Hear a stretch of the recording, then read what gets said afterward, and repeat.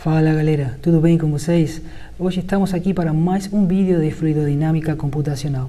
Na aula passada a gente começou a aprofundar nas equações fundamentais, nas quais a gente tinha a conservação da energia, onde estava associada a uma variação da energia interna, uma variação da energia cinética e uma variação da energia potencial. Este tipo de variações de energia poderia gerar um trabalho ou, efetivamente, poderia produzir calor. Ou também, ante a injeção de calor no sistema, a gente poderia alterar o estado da energia interna do sistema. Por outro lado, a gente começou a falar também da segunda lei de Newton, onde vimos que a somatória das forças externas ao nosso sistema provoca uma quantidade de movimento, seja movimento translacional ou seja movimento angular. Isso quer dizer que se eu aplicar alguma força, essa força vai me gerar uma aceleração no meu corpo com uma massa m. Ou se eu aplicar algum momento, onde vimos que um momento era a somatória das forças aplicadas a uma determinada distância, isso ia me gerar no meu sistema uma rotação angular. Por último, a gente também viu a equação da conservação de massa e vimos que aquela equação consta da variação da densidade em função do tempo, da variação da velocidade em função das coordenadas espaciais, em função do espaço, ou seja, a variação da velocidade no eixo x em relação àquele eixo, e a mesma coisa com as outras velocidades. E também vimos que a conservação da massa dependia da variação da densidade em função das coordenadas do espaço. Para nossos sistemas, nós vamos considerar um regime permanente e vamos considerar também um escoamento incompressível. Então, a variação da densidade em função do tempo pode ser desprezada e a variação da densidade em função das coordenadas espaciais também podem ser desprezadas. E hoje, a partir da segunda lei de Newton, da quantidade de movimento translacional, a gente vai começar a descrever as equações da mecânica dos fluidos, chegando às equações de Navier-Stokes. Desprezando os efeitos viscosos daquelas equações, nós vamos chegar a descrever as equações de Euler e, do produto resultante da equação de massa, nós vamos descrever as equações do escoamento potencial. Começando a falar um pouquinho das equações de Navier-Stokes, elas representam um sistema acoplado de 5 equações diferencial de segundo ordem e descrevem a conservação da quantidade de movimento, a conservação da massa e a conservação da energia. Também, com estas equações, a gente pode descrever o fenômeno de propagação de onda amortecido por viscosidade e também distintos tipos de fenômenos devidos à transferência de calor. Para descrever as equações de Navier-Stokes, a gente vai contemplar todos os esforços e todas as propriedades que um fluido pode chegar a sofrer, como, por exemplo, os efeitos de viscosidades, os efeitos turbulentos e também os efeitos de compressibilidade do escoamento. Isto significa que nós, com as equações de Navier-Stokes, temos representado o sistema completo da quantidade de movimento dos fluidos. Já quando a gente desprezar os efeitos viscosos, a gente vai obter um sistema acoplado de 5 equações diferenciais de primeira ordem. A gente está começando a falar das equações de Euler. Estas equações também descrevem a variação da massa, da energia e da quantidade de movimento. E também podem ser descritos fenômenos de propagação de onda por convecção. Já por último, se a gente considerar um sistema não viscoso e considerar também um escoamento isotrópico e irrotacional, a gente vai obter as equações de escoamento potencial. Aqui a gente obtém uma equação diferencial não linear única de segunda ordem. Isso significa que a gente vai trabalhar simplesmente com uma equação para poder descrever o comportamento dos fluidos. Estas equações de escoamento potencial descrevem a conservação de massa e a conservação da energia.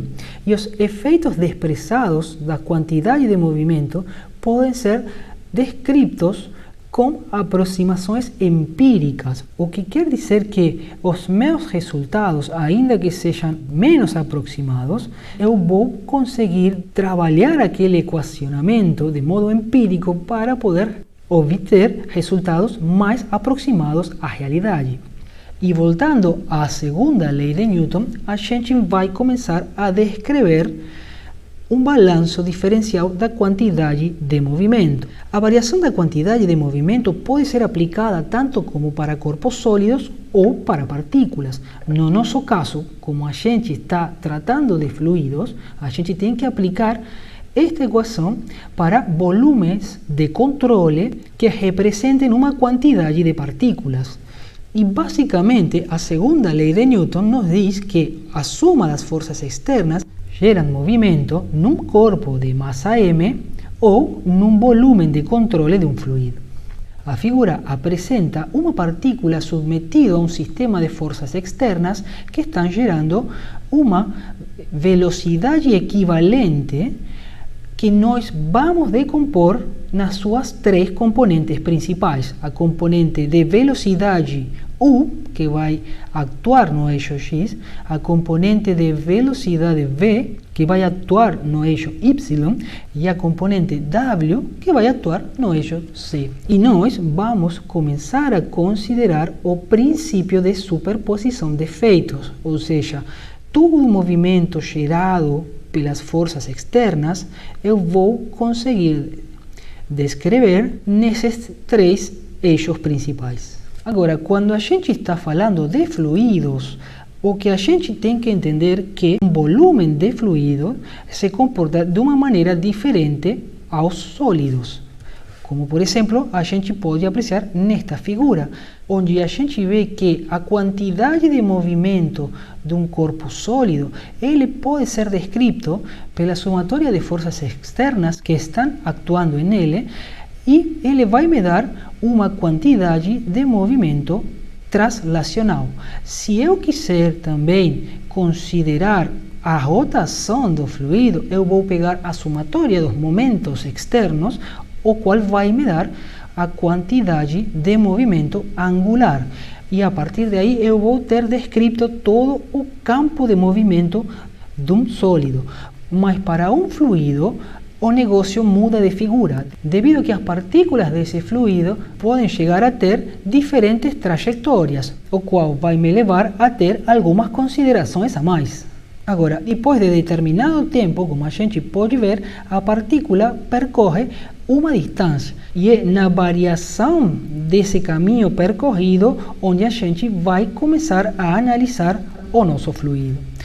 A gente pode ver nesta imagem como que a partícula pode variar tanto em relação ao tempo como em relação à posição espacial que ela tem.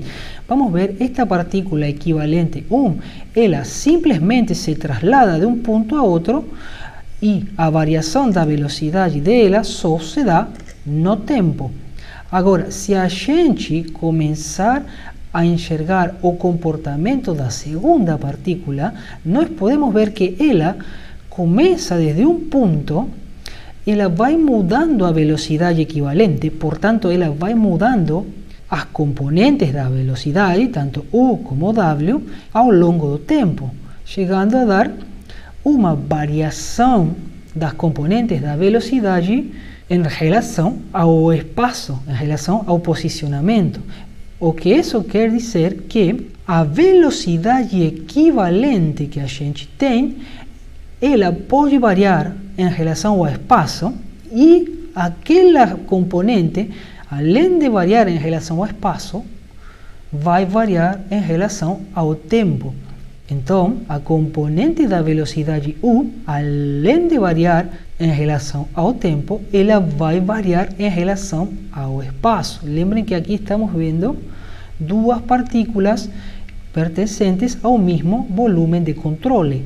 Sim? O mesmo acontece com a componente da velocidade equivalente W. Ela varia em relação ao eixo Z, em relação ao posicionamento espacial, e além de variar em relação àquele posicionamento, ela varia em função do tempo. E também podemos ver que a velocidade equivalente, ou seja, esta velocidade aqui, além de variar, como a gente já viu, em relação ao espaço, ela mesma varia em relação ao tempo. Então, a gente já não vai poder considerar uma simples variação de quantidade de movimento da velocidade translacional, como a gente faz num corpo sólido. E é aqui onde começam a se diferenciar os corpos sólidos dos fluidos. A gente pode escrever essa variação da velocidade equivalente em função ao espaço e também essa relação espacial dependente do tempo, como a gente mostraria nesta figura aqui, que na verdade a componente da velocidade U em x, ela está acelerando devido a que está variando seu posicionamento em x. A mesma coisa acontece com a velocidade equivalente em relação ao posicionamento espacial no eixo Z, devido à variação da componente da velocidade W, e aquele posicionamento da partícula também vai depender do tempo. E a própria velocidade equivalente, V, vai depender do tempo. E o que significa uma variação da posição em x em relação ao tempo? E o que significa também uma variação da posição em z em relação ao tempo? Isso me dá a componente de velocidade em cada uma das direções. Eu vou ter a componente de velocidade em U, eu vou ter a componente de velocidade em W. E se a gente estender para o posicionamento espacial tridimensional, a gente também vai adicionar uma componente no eixo que aqui nós estamos enxergando, que seria o eixo Y. A gente tem a variação da velocidade equivalente em relação ao eixo Y pela componente de velocidade naquele eixo. Agora podemos ver como a nossa quantidade de movimento translacional do nosso fluido mudou e nós estamos começando a enxergar um novo termo, que seria a derivada total, que leva em consideração tanto a relação da quantidade de movimento em função ao tempo, como a relação da quantidade de movimento em função ao espaço.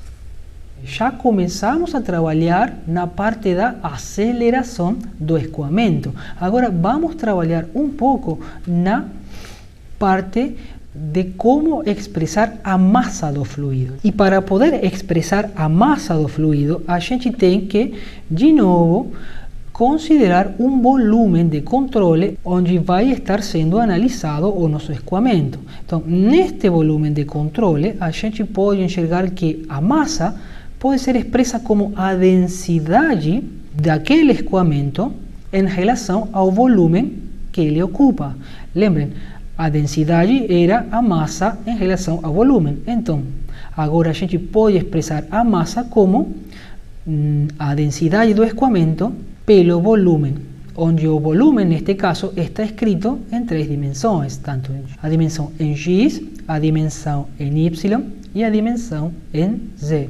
Então a gente já começa a enxergar a segunda lei de Newton de uma maneira diferente. A gente vai substituir a derivada total e a gente vai substituir agora a massa m por estes dois termos aqui. Então eu tenho a massa, que está dada pela densidade e o volume, e a nossa aceleração total, a nossa derivada total, que seria este termo. Mas para finalizar a parte direita do termo, ainda está faltando mais uma coisinha que a gente tem que levar em consideração. A velocidade equivalente que a gente pode enxergar nesta equação é uma variável vetorial. O que isso significa? Ele está composto em três dimensões, ou seja, está composto numa componente em x, em y e em z. Com isto, se a gente aplicar o princípio de superposição, a gente pode reescrever agora a equação que temos aqui em cima em 3 equações dadas para as diferentes dimensões. Para o eixo X, a gente vai ter então agora a massa do fluido, dada pelo volume e a densidade, pela derivada total, ou seja, pela aceleração, onde, dando uma olhada agora, para X, eu vou ter a componente da velocidade na direção X, ou seja, a componente U. Para Y, eu vou substituir neste equacionamento a componente da velocidade V e para Z a componente da velocidade W. Notem que esta equação única, agora como está em 3 direções, eu vou ter 3 equações. E com elas, agora a gente vai começar a estudar o termo do lado esquerdo desta equação. A gente vai começar a estudar as forças externas. E vamos falar um pouquinho da primeira força que nós vamos estudar, que seriam as forças normais ao meu volume de controle. O que isso significa? Eu vou ter uma força perpendicular ao plano do meu volume de controle, como a gente está enxergando aqui. Mas como que eu posso escrever esta força? Como a gente já viu, uma força, basicamente, pode ser escrita por uma tensão aplicada numa área. Aqui podem ver como essa tensão normal a este plano está aplicada na superfície do meu volume. Dessa maneira, vamos estudar quais que são as forças normais presentes em nosso volume de controle. Neste ponto, a gente enxerga uma força em Z que está distribuída numa superfície dada pela área ΔY por ΔX. Então, eu posso escrever a minha força como uma tensão distribuída numa área. Neste caso, a área é ΔX e ΔY. Aí temos uma primeira força normal ao escoamento. Lembrem que a gente está tentando descrever este fenômeno. Mas se a gente considerar o outro plano, o plano inferior, a gente pode enxergar que temos outra força que pode ser representada como uma tensão distribuída numa área, neste caso, de novo, ΔX e ΔY. E o que nós vamos ter nestes dois planos? Nós vamos ter uma variação de tensão que vai nos dar uma variação daquela força. Seria exatamente o fenômeno que a gente está enxergando nesta figura. Agora, se a gente mudar o plano, vamos começar a estudar o que acontece na direção X. Eu tenho uma força aplicada numa área, sim? Então, eu estou tendo uma tensão distribuída naquela área. Agora, a área seria dada pelo ΔZ e ΔX. E eu também tenho no outro plano outra força, sim, que está também aplicada numa superfície ΔC e ΔY. Então, a variação destas duas forças pode ser escrita como a variação das tensões desses planos distribuídas naquela superfície ΔC e ΔY. E por último, no plano ZX, ou seja, no eixo Y, a gente tem a mesma coisa. Temos uma força em Y que pode ser considerada como uma tensão normal distribuída nesta superfície, e do outro lado a gente também tem outra força que pode ser considerada como uma segunda tensão normal no eixo Y distribuída.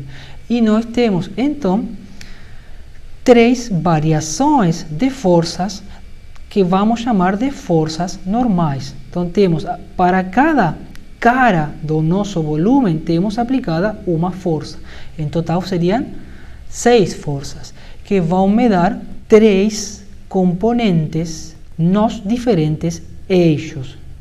Vamos então agora a apresentar o segundo grupo de forças que vai atuar em nosso fluido.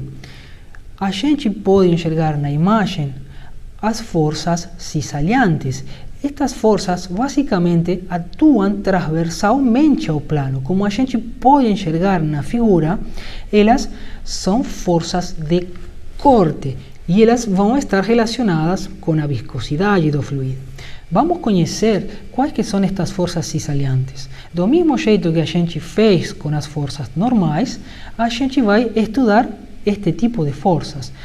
Podem ver que uma força cizalhante neste plano pode ser descrita como uma tensão cizalhante distribuída em uma área. Neste caso aqui a gente pode ver que essa tensão cizalhante está distribuída em que superfície?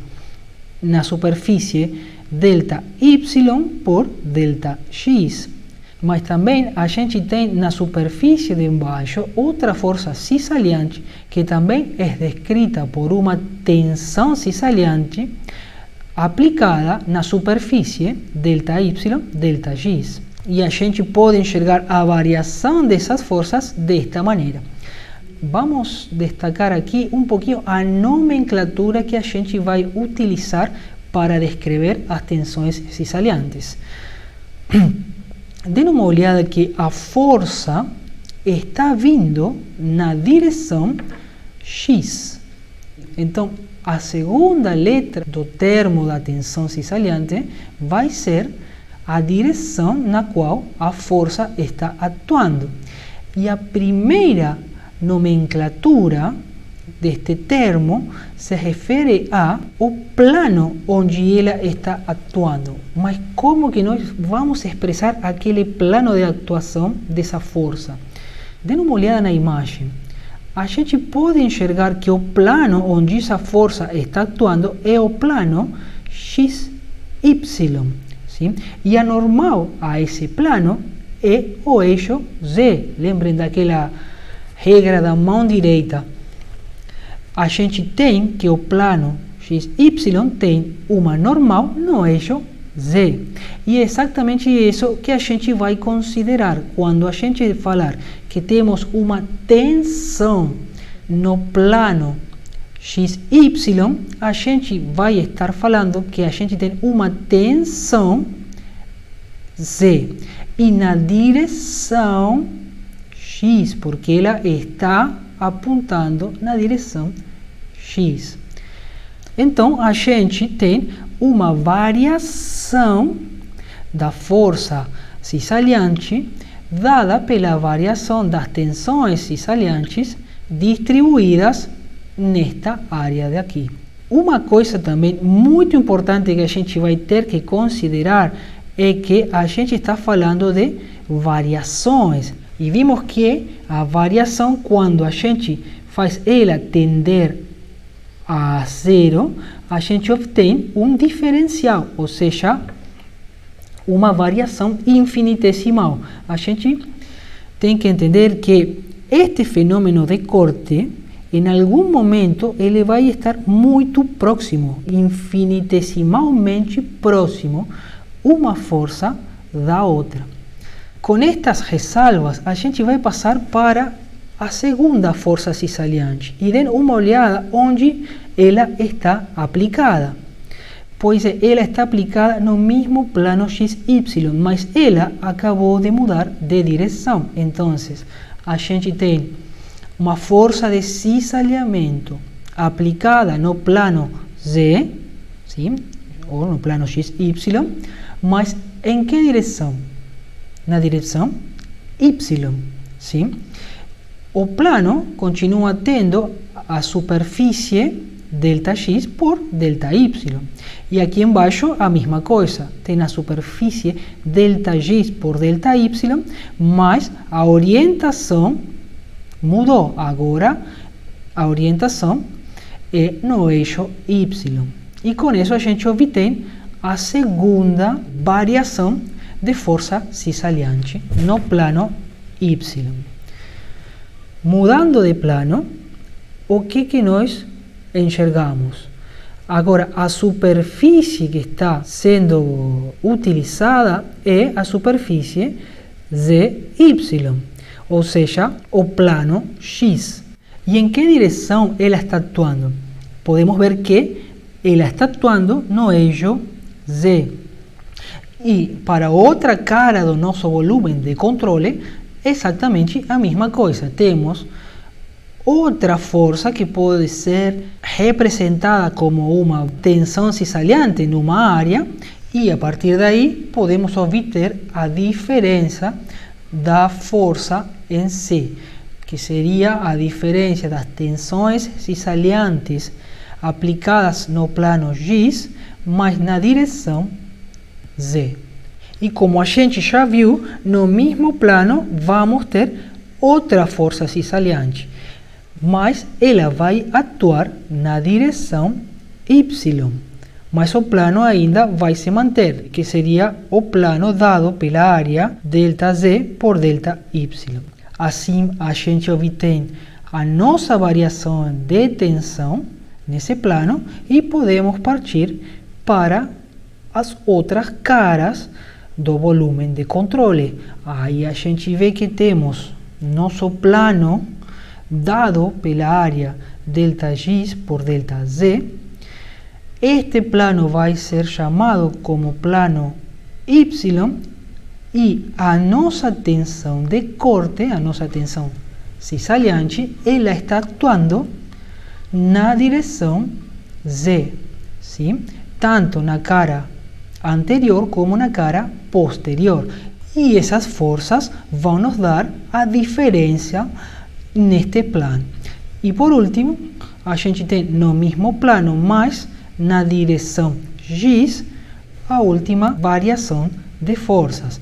Neste plano, o ΔX, ΔZ, temos uma tensão cisalhante distribuída no plano ZX, ou seja, no plano Y, na direção X. Isso vai nos dar a seguinte variação.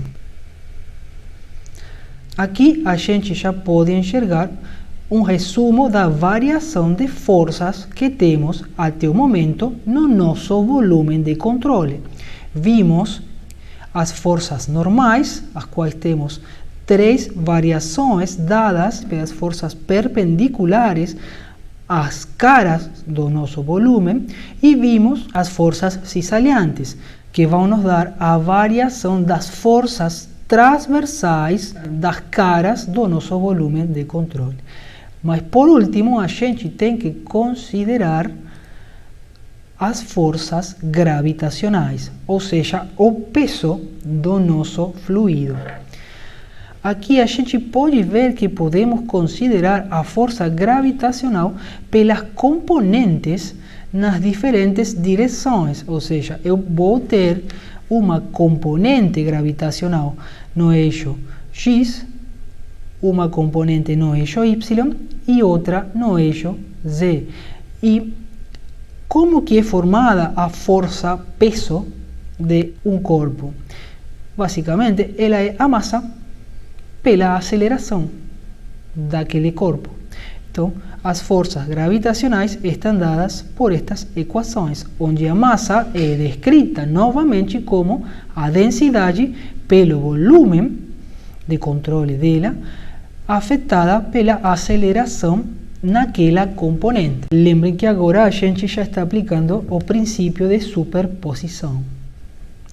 Aqui nós podemos ver então os 3 tipos de força que atuam em nosso volume de controle: as forças normais, as forças gravitacionais e as forças cisalhantes. Todos estes termos são os caras que vão conformar a somatória de forças externas. Simplesmente, o que a gente vai fazer agora é somar para cada componente essas forças. Vamos somar as forças gravitacionais em X, as forças normais em X e as forças cisalhantes na direção X, e o mesmo com as outras direções. E nós agora podemos escrever as equações na sua totalidade. Nós podemos ver que na componente X, a somatória de forças, tanto normais como gravitacionais e como cisaliantes, são iguais a uma densidade por um volume, ou seja, a massa, pela aceleração total naquela componente, naquela direção. Em Y, a mesma coisa, com a aceleração total dada na componente V, e em Z, a aceleração total está dada na componente W. Trabalhando essas equações, de aí a gente vai chegar a esta nomenclatura. Mas se a gente dividir por este termo daqui, o que vamos conseguir obter?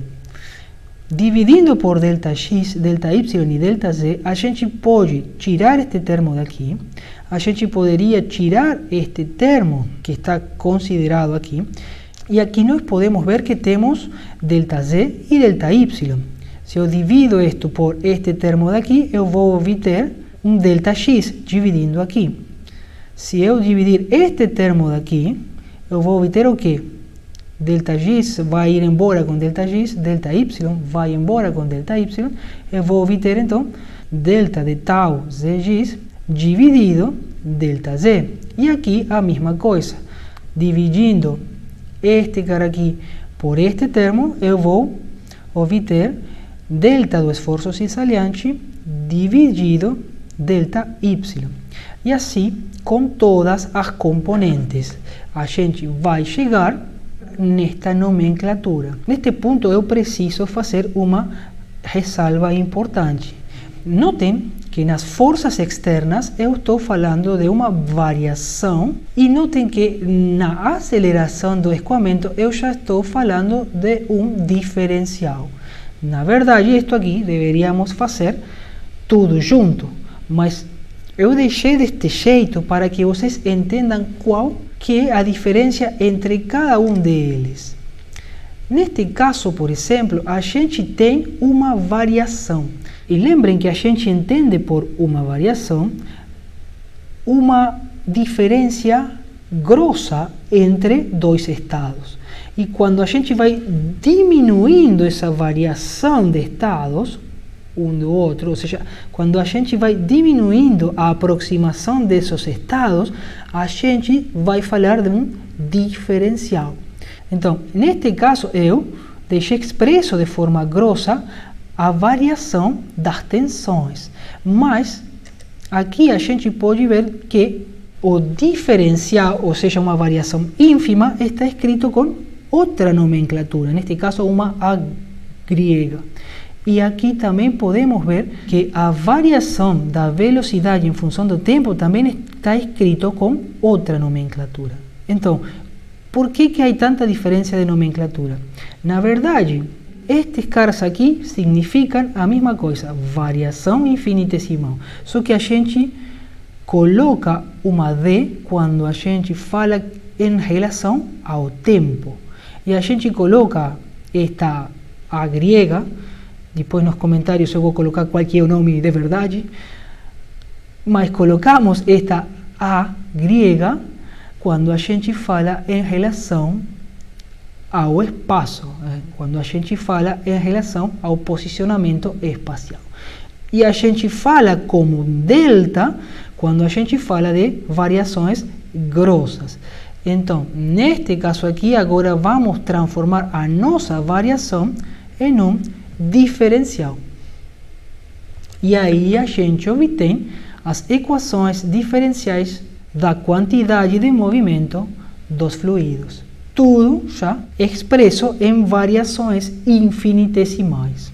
Mas ainda nós temos que continuar trabalhando com estas equações, porque nós precisamos de fato expressar as nossas forças externas em relação às propriedades do nosso fluido.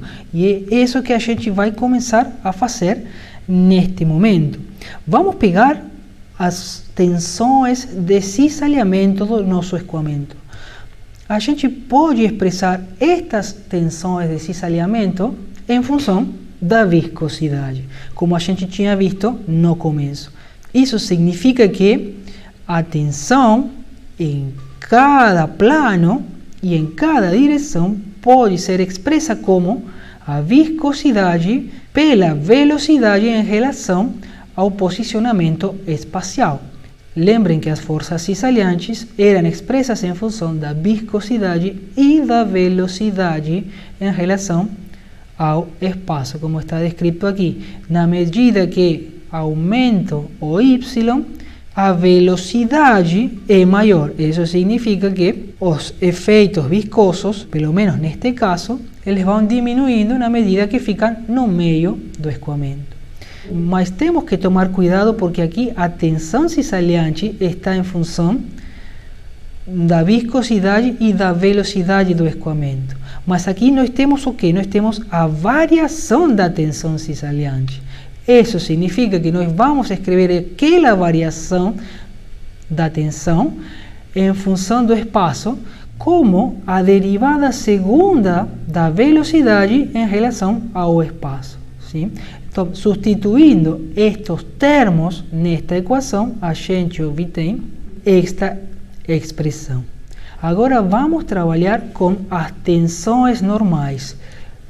Como podem ser expressas aquelas tensões normais? Como a gente já viu, uma tensão normal basicamente vai estar dada pela pressão termodinâmica, que seria a pressão dada pela energia interna do fluido, que ela vai atuar sempre normal ao volume de controle, e ela também vai estar dada pela pressão mecânica que a gente coloca no fluido. Ela pode ser comprimida, ela pode ser tensionada, e isso aí vai me dar um comportamento em relação ao escoamento.